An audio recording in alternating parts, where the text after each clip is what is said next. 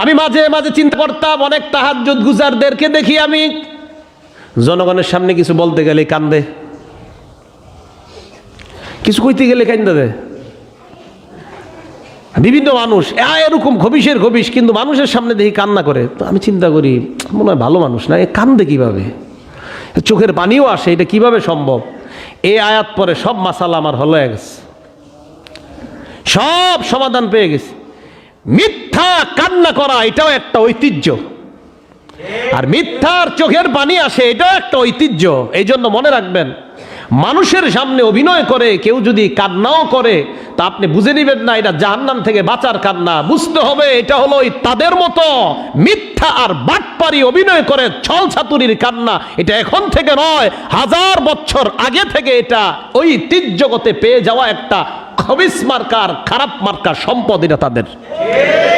ওর থেকে দেখবেন কিছু কিছু মানুষ আপনার সামনে দাঁড়াই লিখে দেয় মাইক নিয়ে। আরে এত চুরি বদমাইশি করার পরেও দেখবেন কিছু মানুষ মাইক নিয়ে কেঁদে দেয়। ঘটনা কি? কান্না করে কিভাবে? এই আয়াত পড়বেন, সব ক্লিয়ার। আলহামদুলিল্লাহি ওয়া কাফা ওয়া সালামুন আলা ইবাদিহিল্লাযীনা ইসতাফা আম্মা বা'দু ফাআউযু বিল্লাহি মিনাশ শাইতানির রাজীম। বিসমিল্লাহির রহমানির রহিম। إذ قال يوسف لأبيه يا أبت إني رأيت 11 كوكبا والشمس والقمر رأيتهم لي ساجدين اللهم صل على محمد وعلى آل محمد كما صليت على إبراهيم وعلى آل إبراهيم إنك حميد مجيد اللهم بارك على محمد وعلى آل محمد كما باركت على إبراهيم وعلى آل إبراهيم إنك حميد مجيد سبحانك لا علم لنا إلا ما علمتنا إنك أنت العليم الحكيم। জুমার নামাজ আদায় করার জন্য আল্লাহ আমাদেরকে মসজিদে উপস্থিত হওয়ার তৌফিক দান করেছেন। সকলে বলি আলহামদুলিল্লাহ। সূরা ফাতিহার 5 নম্বর আয়াত, হেদায়েতের উপর থাকার উপায়। 4 নম্বর উপায় হলো তাদাব্বুরু কসাসিল কোরআন, কোরআনে আল্লাহর বর্ণিত ঘটনাবলী নিয়ে গবেষণা করা, চিন্তা ভাবনা করা। আজকে আমরা কোরআনের সর্বশ্রেষ্ঠ একটা গল্প শুনবো, ঘটনা শুনবো।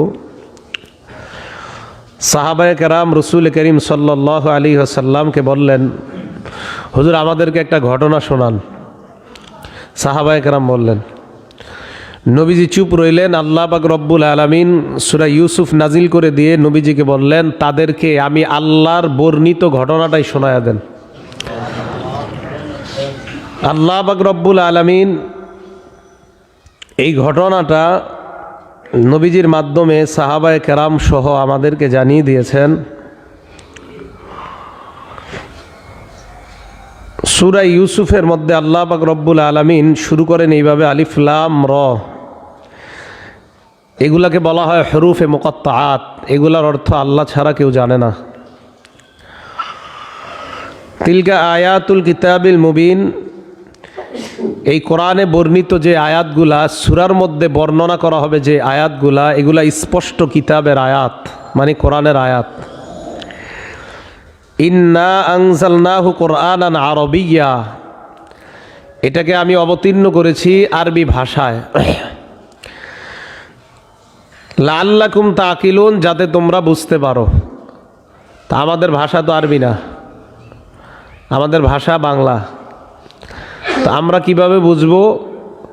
যারা আরবি ভাষা জানে তারা আপনাদেরকে বুঝিয়ে দিবেন। আল্লাহ পাক রব্বুল আলামিন এটার মাধ্যমে আমাদেরকে এই ঘটনা জানিয়ে দিতে চান এরপর আল্লাহ বলেন এই জায়গায় একটা কথা, যে কোরআনের প্রথম অনুবাদক নরসিংদী যাইতে এক জায়গায় লেখা, কোরআনের প্রথম অনুবাদকের ঘর এদিকে গিরিশচন্দ্র, এই জাতীয় কোনো একটা লেখা, এটা সঠিক না। উনি অনুবাদ করেছে, কিন্তু ওনার আগেও মুসলমান অনুবাদ করেছে, তো এই জন্য এই কথাটা সত্য না। একজন হিন্দু অনুবাদ করেছে তো বাস লাগাই দিছে এই প্রথম অনুবাদক, এই কথাটা সঠিক না, এটা ভুল। নাহনু নাকুসু আলাইকা আহসানাল কসসি বিমা আওহাইনা ইলাইকা হাযাল কোরআন। আল্লাহ বলেন আমি আপনার কাছে এই কোরআনে যে ওহী পাঠাই, এই ওহীর মাধ্যমে আমি আপনার কাছে অতি উত্তম শ্রেষ্ঠ একটা ঘটনা আমি আল্লাহ আপনার কাছে আলোচনা করেছি, আপনি এই ঘটনাটাই সাহাবাদেরকে শোনায়া দেন। ঘটনাটা কি? ইউসুফ আলাইহিসসালামের ব্যাপারে একজন ইহুদি, তার নাম বুস্তানা। কি নাম? এই বুস্তানা নামক ইহুদি নবীজির কাছে আসছে।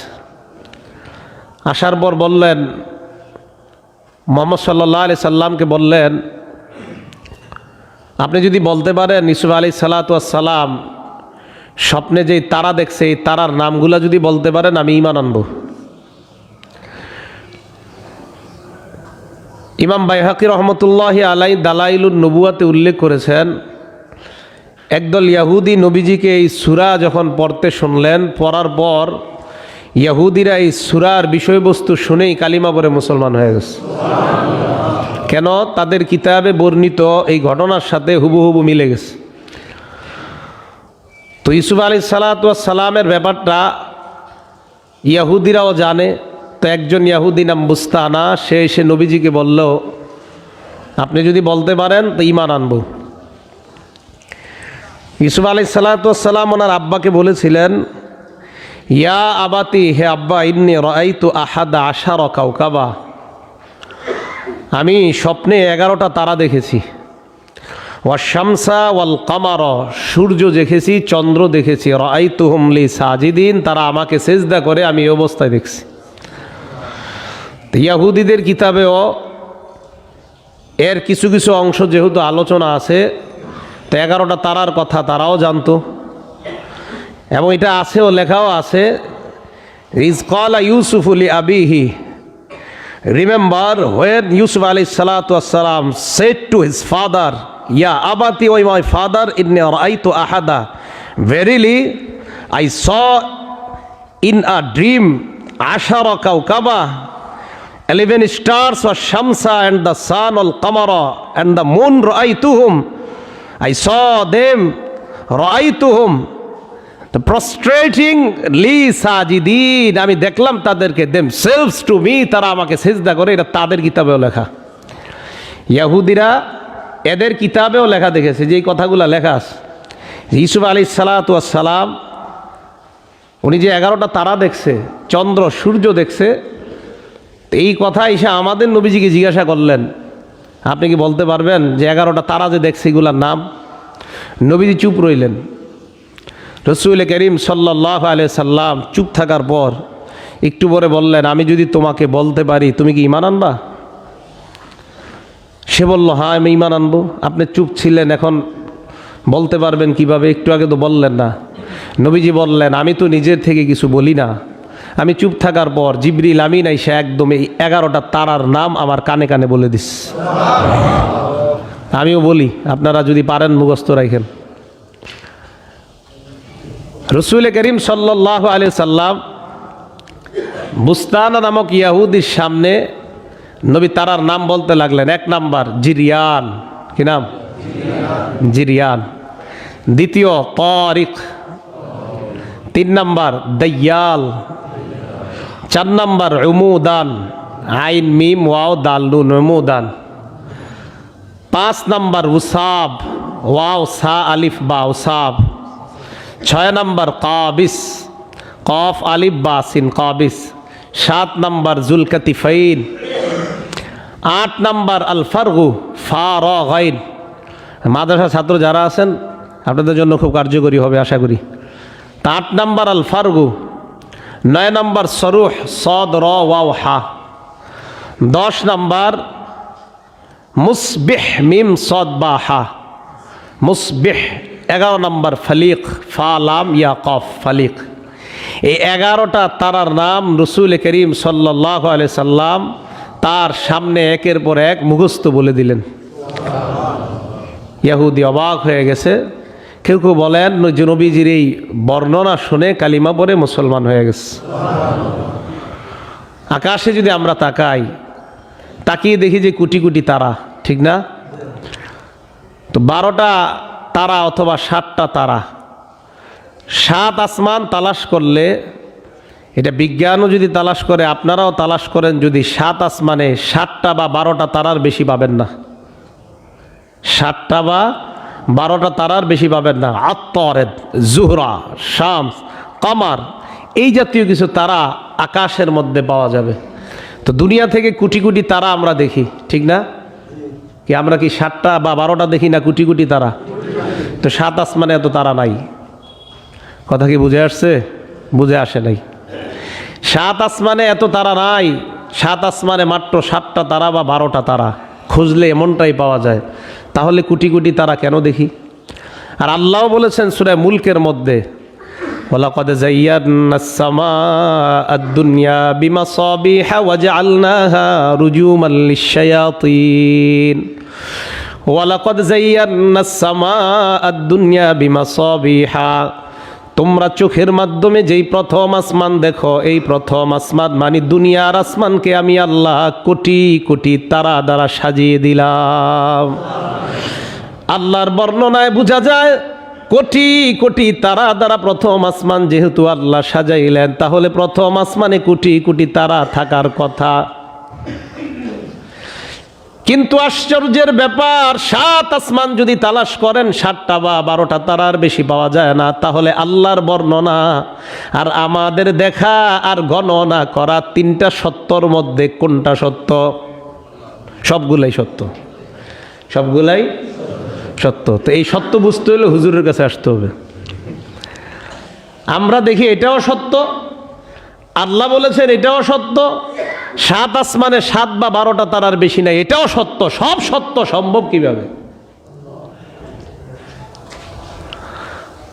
এই যে মসজিদের সামনে কাঁচ, ঠিক না? এটা একটা কাঁচ না? আর দেখেন সবাই কাঁচটা একটু দেখেন, এগুলা কাঁচ না? এই কাঁচের এই পাশ থেকে ওই পাশের মুসল্লিদেরকে আমি দেখতেছি কিনা? আরে দেখি কিনা? এমন মনে করেন একটা কাঁচ, এরকম 7টা কাঁচ রাখবেন। কয়টা বলেন সবাই? 7টা। 1 2 3 4 5 6 7। কয়টা কাঁচ? 7টা কাছের এই পাশ থেকে যদি আমি টর্চ লাইট মারি, বলেন একটা কাছের উপাশে যাবে নাকি 7টার উপাশে যাবে? আল্লাহর এই 7 আসমান শাফাফা, কাচের চাইতে আরো এত স্বচ্ছ। আরশের নিচে আল্লাহর কোটি কোটি তারা, ওই তারাগুলা দিয়ে আল্লাহ লাইট মারে দুনিয়ার দিকে। 7 আসমান অতিক্রম করে, এই 7 আসমান ভেদ করে দুনিয়ার মানুষের চোখের সামনে উপস্থিত হয়ে যায়। এই জন্য 7 আসমানে 7 বা 12টা তারার বেশি নাই। আল্লাহর আরশের নিচের কোটি কোটি তারা, এই তারাগুলা লাইট মারার পর 7 আসমান অতিক্রম করে দুনিয়ার মানুষের চোখের সামনে উপস্থিত হয়ে যায়। এই জন্য আল্লাহ যেহেতু দেখলেন আমরা মানুষ যারা, আমাদের চোখে প্রথম আসমানের বেশি দেখা আমাদের জন্য সম্ভব না, তাই আল্লাহ বলে দিলেন আমি তোমাদের জন্য প্রথম আসমান কোটি কোটি দ্বারা সাজাইলাম। মানে হলো কোটি কোটি তারার লাইটিং এর মাধ্যমে আমি আল্লাহ প্রথম আসমান তোমাদের জন্য সাজায়া দিলাম। এই হলো সব সত্যর। তো বুঝে আসছে এবার?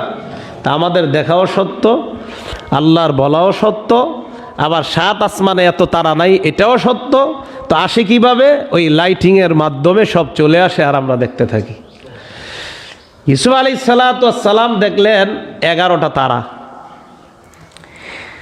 এই 11 তাফসিরে জালালাইনের ছাত্র যারা আছেন, আপনারা এই তাফসিরে জালালাইন যখন পড়বেন, মূল কিতাবে এই আলোচনা পাবেন না। মূল কিতাবের হাসিয়ার একদম ছোট্ট লাইনের মাঝে এই 7টা তারার নাম দেখবেন লেখা আছে। আত্তারিদ, শামস, জুহরা সব লেখা আছে। তো মূল কিতাবে দেখলে হবে না, কিন্তু ওই মাঝের হাসিয়াতে দেখতে হবে, টিকা যেটাকে বলা হয়, ওখানে দেখলে 7টা তারার নামই পাবেন।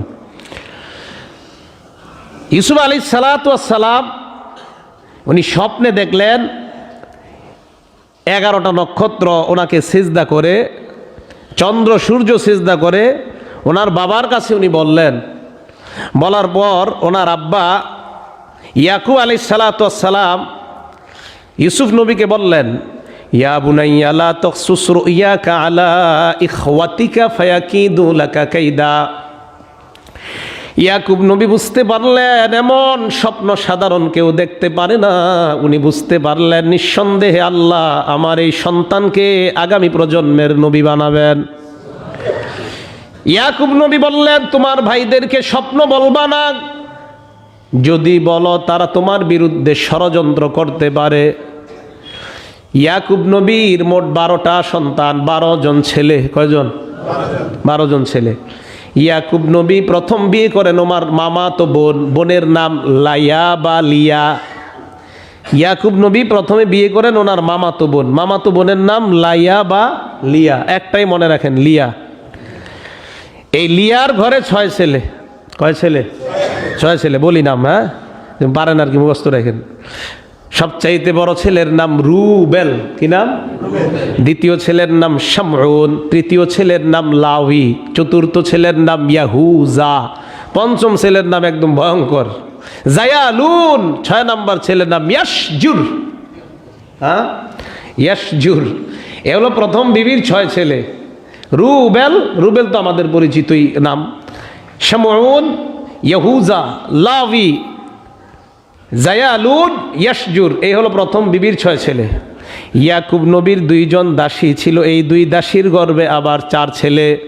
একজনের নাম দানি, কোনো বর্ণনায় দান, দ্বিতীয় জনের নাম নাফতালি, তৃতীয় জনের নাম জাদ, জিম আলিফ দাল জাদ, চতুর্থ জনের নাম আশার, আলিফ শিন র, হামজা শিন র, আশার।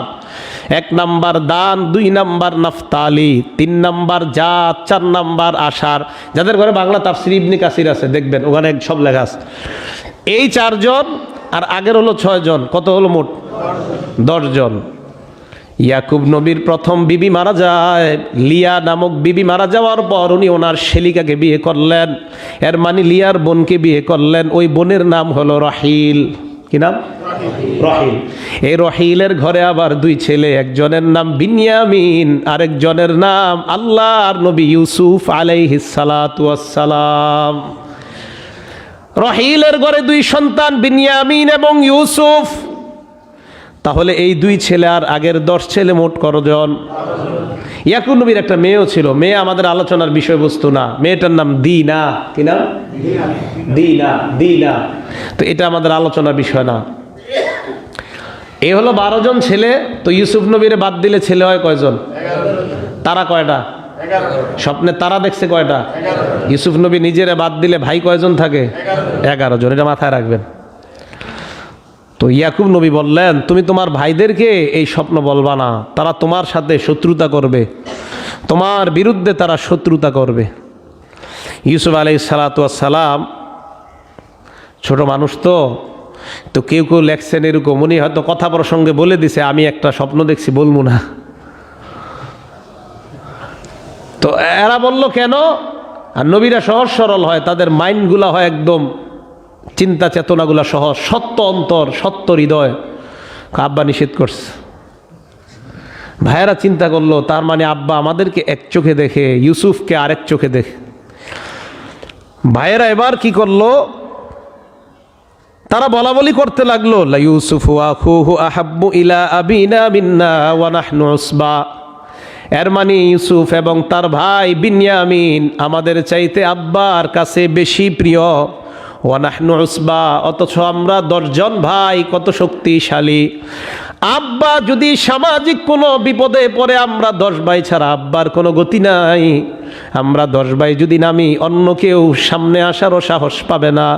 অথচ আব্বা 2 ভাইকে এক চোখে দেখে আমাদেরকে আরেক চোখে। এই জায়গায় মাসালা মনে রাখতে হবে, কোনো সন্তানের প্রতি বাবা মার মহব্বত বেশি থাকাটা এটা তার নিজস্ব ব্যাপার না, এটা আল্লাহর দেওয়া প্রদত্ত ভালোবাসা। থাকতে পারে, কিন্তু মাসালা মনে রাখতে হবে, ইনসাফের ক্ষেত্রে আপনি কম বেশি করতে পারবেন না।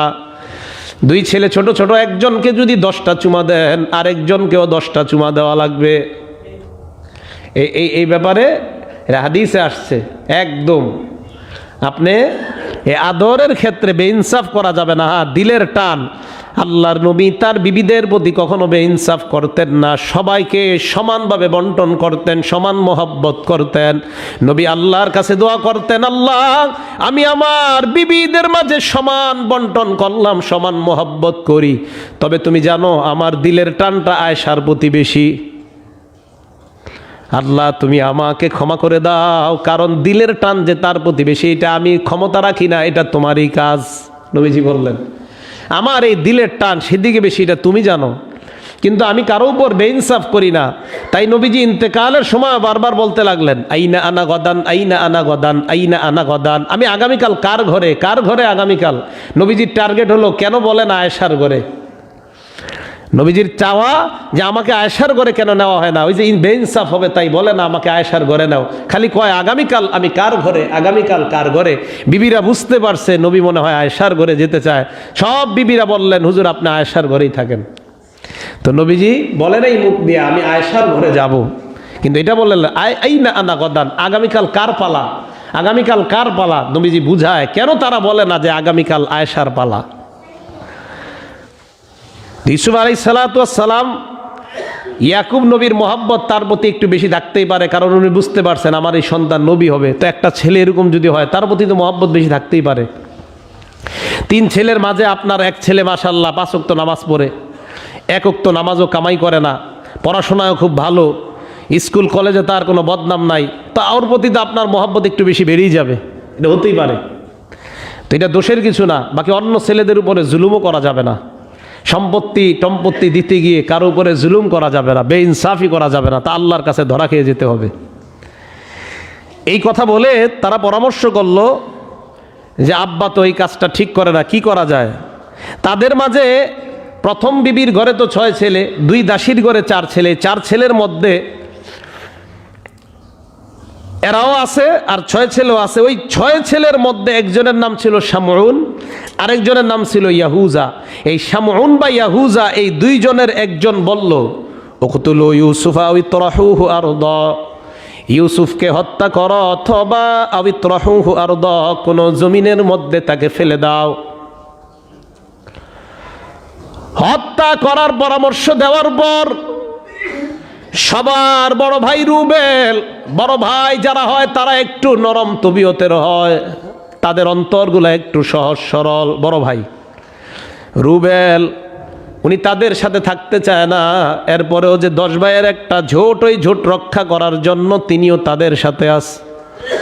রুবেল বলল না না, হত্যা করার কোনো প্রয়োজন নাই। ওয়ালকুহু ফি গয়াবাতিল জুব্বি, গভীর কোনো কূপের মধ্যে ইউসুফকে ফেলে দাও। ইয়ালতাকিতহু বাদুস সাইয়ারা, কোনো পথিক দল অথবা মুসাফিররা ইউসুফকে ওখান থেকে উঠায় নিতে পারবে। সবাই পরামর্শ করার পর বড় ভাই তাদেরকে বললেন, তোমাদের তো টার্গেট ইউসুফকে বাবার চোখের আড়াল করে দেওয়া, ইউসুফকে কোনো কূপের মধ্যে ফেলে দাও, ইউসুফ এমনিতেই বাবার চোখের আড়াল হয়ে যাবে, এরপর আমরা আমাদের বাবার কাছে মোহাব্বতের পাত্র হয়ে যাব। সব ভাইয়েরা বলল, আব্বার কাছ থেকে ইউসুফকে নেওয়ার উপায় কি? সবাই বলল বাবার কাছে যাব, যাওয়ার পর আবেদন করব আগামীকাল যেন ইউসুফকে আমাদের সাথে খেলাধুলা করতে পাঠায়।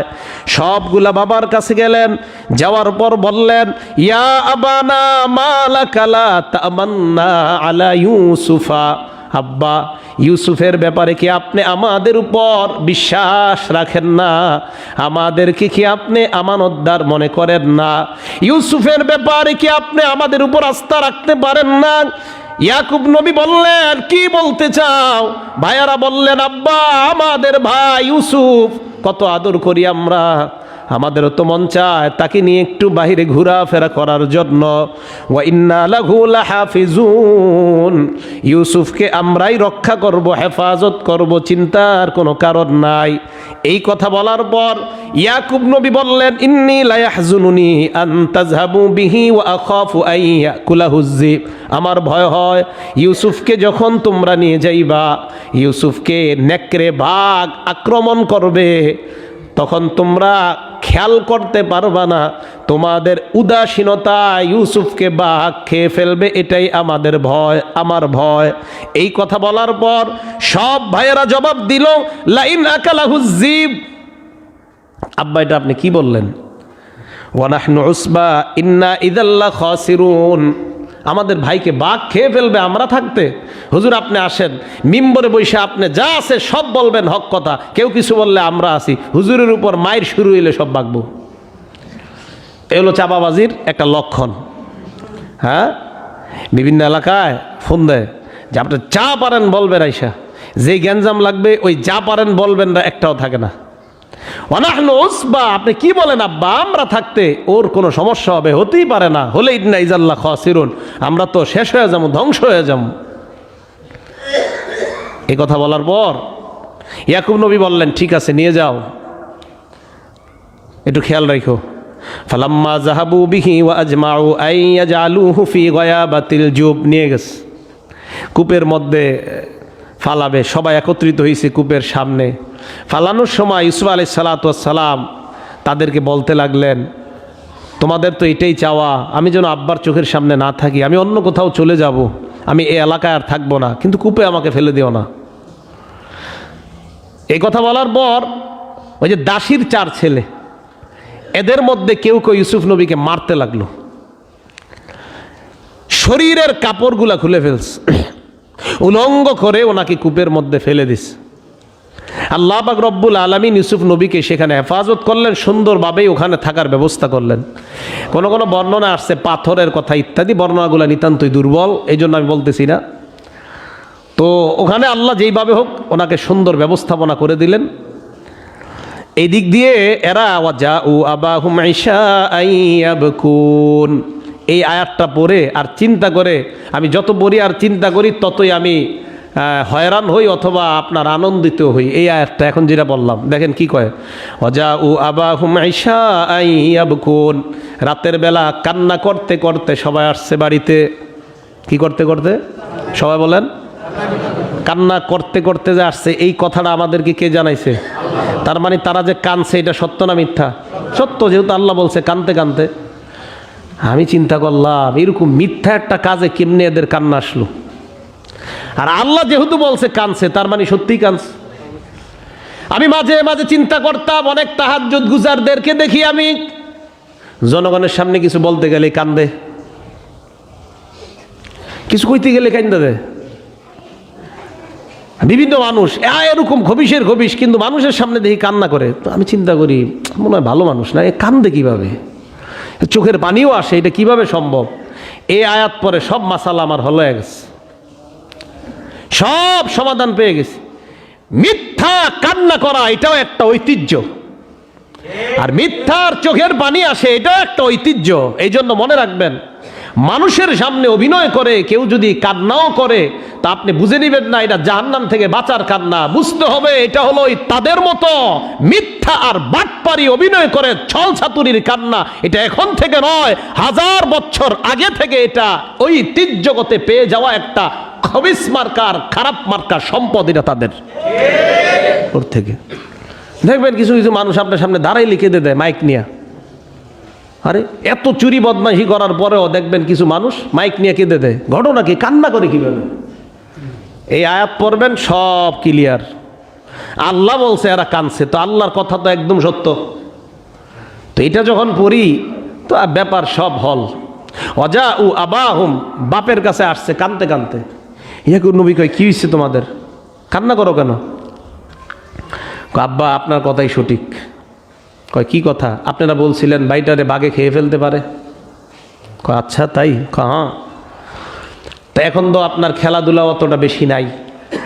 আগে তো বিকালবেলা ছেলেদেরকে খেলাধুলা করতে দেখা যেত, তা এখন দেখবেন মাঠের কোনায় কোনায় সব ফেসবুক মোবাইল নিয়ে ব্যস্ত থাকে, অতটা খেলাধুলাও করে না।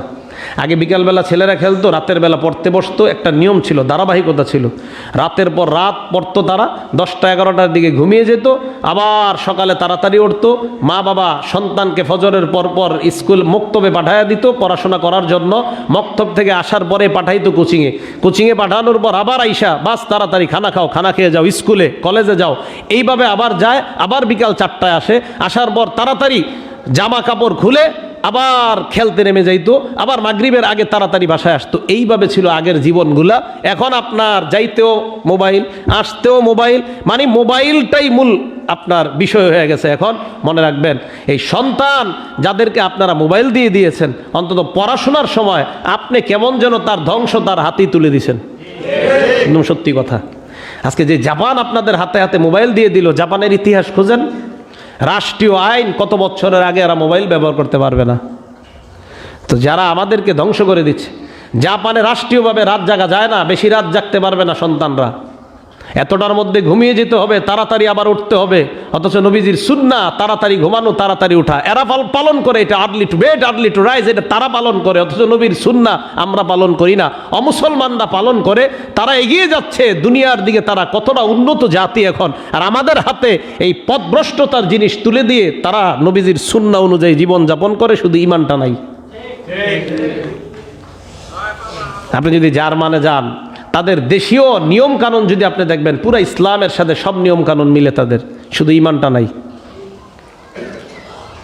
তো এরা এই জন্য এগিয়ে যাচ্ছে, নবীজির সুন্নাহ নিয়ে তারা গবেষণা করে, তারা দেখে রাসূল সাল্লাল্লাহু আলাইহি সাল্লামের সামাজিক ব্যবস্থাগুলো কেমন ছিল, এগুলো তারা ফলো করে। আর আমরা মুসলমানরা ফলো করব দূরের কথা, এগুলো বললে কয় হুজুরে আমগরে 1500 বছর আগে নিয়ে যেতে চায়, উন্নতির পথে বাধা, প্রগতির পথে বাধা, এই স্লোগানে দিতে থাকেন। অন্যরা আপনাদেরকে শেষ করবে, তারা উন্নত হবে, মনে রাখবেন। আয়েশা কয়, আব্বা ইউসুফকে তো বাঘে খাইছে। কয় কিভাবে খাইলো? ইন্না যাহাবনা নাস্তাবিক ওয়া তারাকনা ইউসুফা। ওইটা কেন বললাম? পোলাপান এখন খেলে না, দেখেন। ইন্না নাস্তাবিক যাহাবনা নাস্তাবিক, আব্বা দৌড় প্রতিযোগিতায় গিয়েছিলাম, তো জামা কাপড়গুলা খুইলা ইউসুফের কাছে রাখছি। তা আমরা ওইরকম করতাম, ক্রিকেট ফুটবল খেলতে নামলে যদি পাশে কেউ বাচ্চা দাঁড়ায় থাকতো, পাঞ্জাবিটা খুইলা, শার্টটা খুইলা নে রাখ, কাঁধে দিয়ে দিতাম। তো এরাও ইউসুফের কাছে দিয়ে দিছে, রাখ। এরা বললো আর কি বাবার কাছে। তো আমরা বললাম এগুলা তুই একটু পাহারা দে, আমরা আসতেছি। তো আসার পর কয় ফাকালাহু জি, বাঘে খেয়ে ফেলস। কয় তাই নাকি? কয় হ্যাঁ। এরপরে দেখেন কথাটা কেমন কয়, একদম কোরআনের অনুবাদটাই করবো আপনাদের সামনে।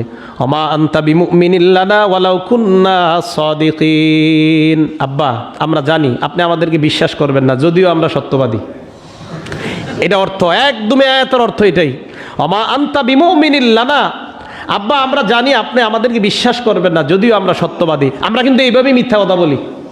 আরে আমরা সাধারণত মিথ্যা কথা কিন্তু এইভাবে বলি, আমি জানি আপনি আমার কথা বিশ্বাস করবেন না, এই সোয়েটার আমার কিনা আছে 500 টাকা, আপনার কাছে আমি শুধু সামান্য একটু লাভে 50 টাকা লাভে আপনার কাছে দিয়ে দিতেছি। এটা আমি জানি ভাই আপনি আমার কথা বিশ্বাস করবেন না, শুধু ব্যবসাটা এখন শেষের দিকে, একটু পরে দোকানটা বন্ধ করবো, তাই 50 টাকা আপনার দিয়ে দিতেছি। কি বলে কিনা এইভাবে বলে, খুঁজা দেখবেন ওইটা 150 টাকা দিয়ে আনছে।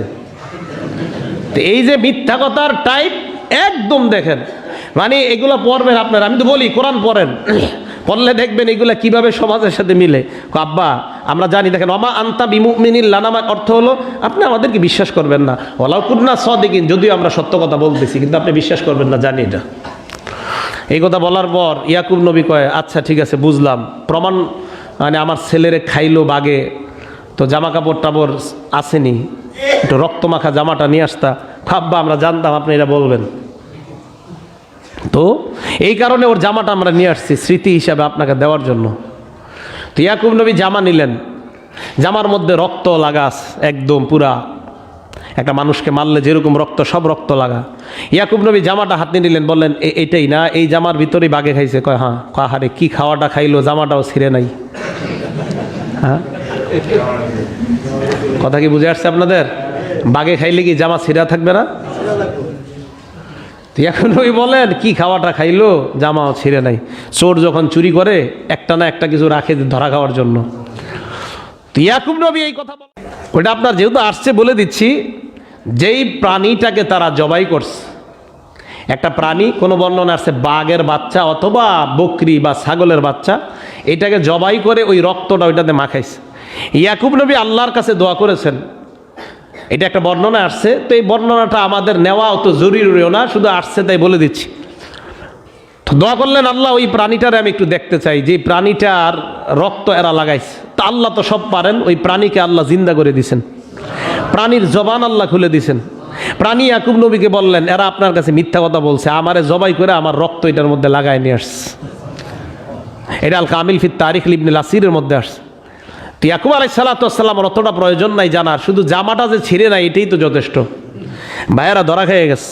ইয়াকুব নবী বললেন, বাল সাওয়ালাত লাকুম আনফুসুকুম আমরা, তোমরা নিজেরা একটা ঘটনা সাজাইছো, সাজায় আমার সামনে বলছো। ফাসবরুন জামিল, ধৈর্য ধারণ করা ছাড়া এখন আমার কিছু করার নাই। আল্লাহুল মুস্তাআনু আলা মা তাসিফুন, তোমরা যা বর্ণনা করছো এই ব্যাপারে আমি আল্লাহর সাহায্য চাই, এছাড়া আমার উপায় নেই। ইউসুফ নবী কোথায়? কুবে। ওয়াজাআত সাইয়ারাতুন ফারসালু ওয়ারিদাহুম ফাআদলা দালওয়া। যাদের ঘরে কোরআন শরীফ আছে অন্তত এই সপ্তাহে একটু ইউসুফ নবীর তাফসিরটা যদি পারেন পুরা নিয়েন, হ্যাঁ, যেহেতু কোরআনের শ্রেষ্ঠ ঘটনা, যদি সময়